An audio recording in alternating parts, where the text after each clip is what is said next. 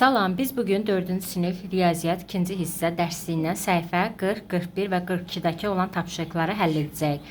Gəlin başlayaq. 38. Dəyişən və dəyişməyən xərclər. Deməli, araşdırma, müzakirə, öyrənmə hissəsinə baxacaqsınız. Gəlin bələdçidən verilən tapşırıqları həll etməyə başlayaq. Bələdçiyə qədər öyrənmədir. Burada həll olunası bir misallar yoxdur. Keçək bələdçidə yazılan tapşırıqlara. Cədvəldə ailənin 4 ayda xərcləri manatla qeyd olunub.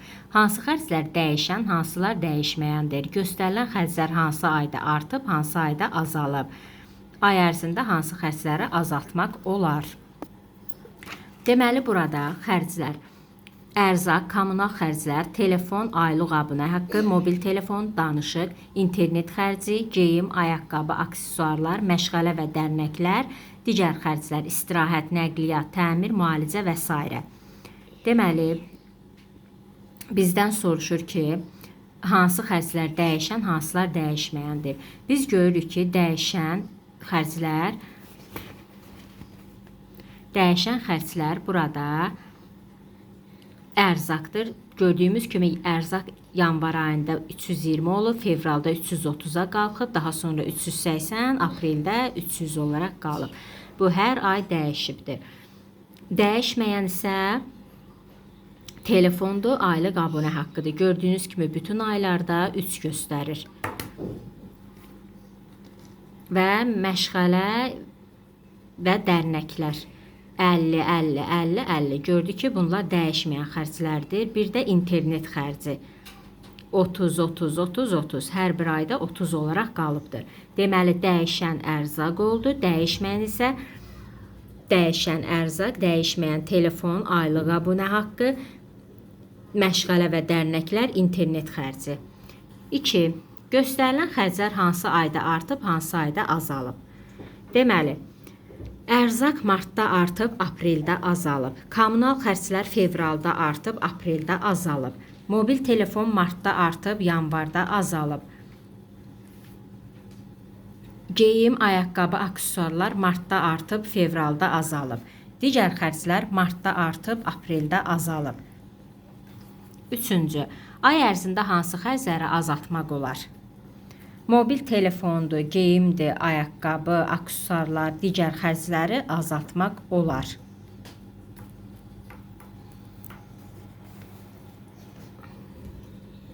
Bələdçi tapşırığımız həlli bu şəkildə.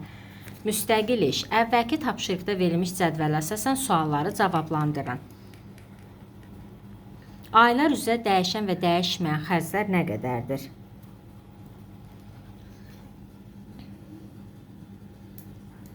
Deməli, 1330 manat, 423 manat, 12 manat, 117 manat. Deməli, bu bizə verilən 320 ilə 330-u, 380-i, 300-ü topladıqda 1330, bütün bu göstərilən rəqəmləri bir-biri ilə toplayırıq. 1330 manat, 423 manat, 12 manat. Deməli, ərzaq 1330 manat. Kommunal xərclər 423 manat. Telefon aylıq abunə haqqı 12 manat.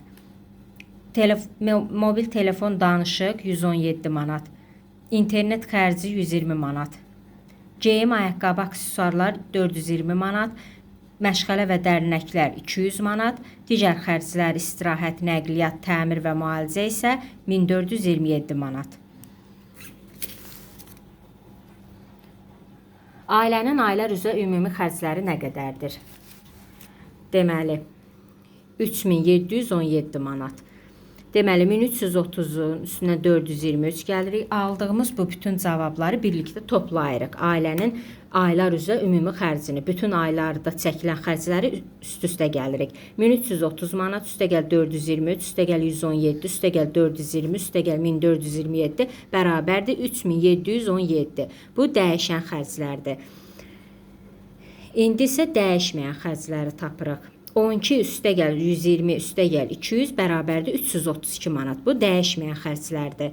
Yəni Burada telefondur, internet xərcidir, bir də məşğələ və dərnəkləri topladıqda 332 manat edir.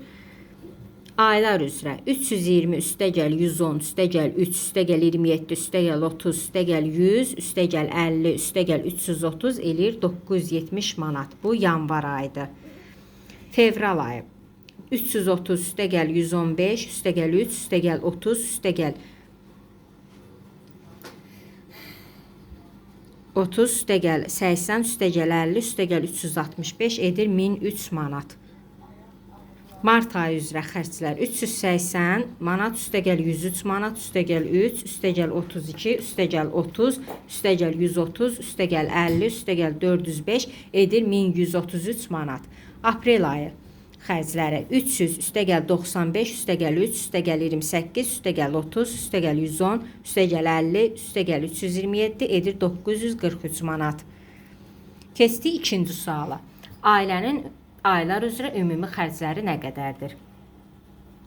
Deməli, bura qədər tapdığımız 943 manata qədər tapdığımız hesablamalar bizim bu aylar üzrə dəyişən və ya dəyişməyən xərclər nə qədərdir sualının cavabıdır. Bu hissə. İndi isə ailənin aylar üzrə ümumi xərcləri nə qədərdir? Deməli, 1900-dən 970-i çıxırıq 930 manat yanvar. 1900-dən 1300-ü çıxırıq 897 manat fevral. 1900-dən 1133-ü çıxırıq 767 manat mart ayının. 1900-dən 943 manata çıxırıq 957 manat, bu da aprel ayı. Üçüncü, ailənin aylıq gəliri 1900 manat olarsa 4 ayda ailənin yığımı nə qədər olacaq? Deməli, 930-un üstünə 897-ni gəlirik, üstünə 767, üstəgəl 957 edir 3551 manat. Dördüncü, ilin sonuna qədər qalan müddətdə ailənin xərcləri ilk 4 ayda olduğundan 2 dəfə çox olub.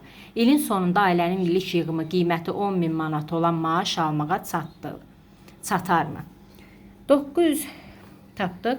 3551-i 2-yə vurduqda 7102. 7102-nin üstünə 3551-i gəldikdə 10653 manat.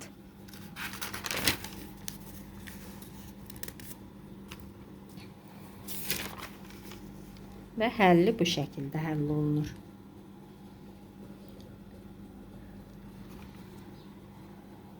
Keçdik İkinci misala, suallara cavab verin. Bankdan 9000 manat kredit götürən iş adamı bir ildə məbləğdən əlavə onun %15 hissəsini qaytarmalıdır. O kreditə görə banka əlavə nə qədər pul ödəməlidir?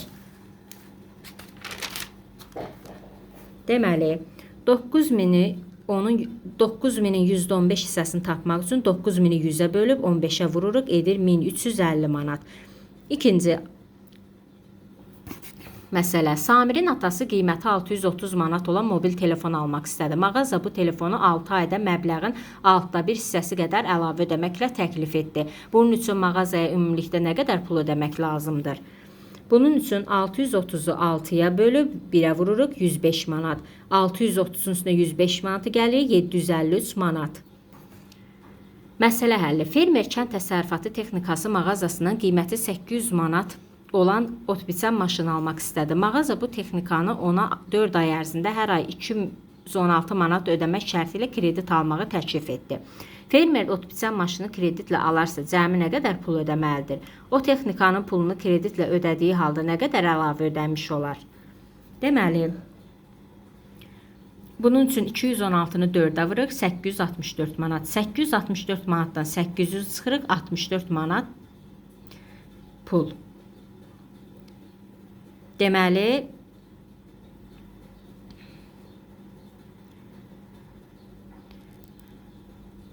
cəmi nə qədər pul ödəməlidir? 864 manat. Nə qədər əlavə pul ödəmiş olar? 64 manat əlavə ödəmiş olar.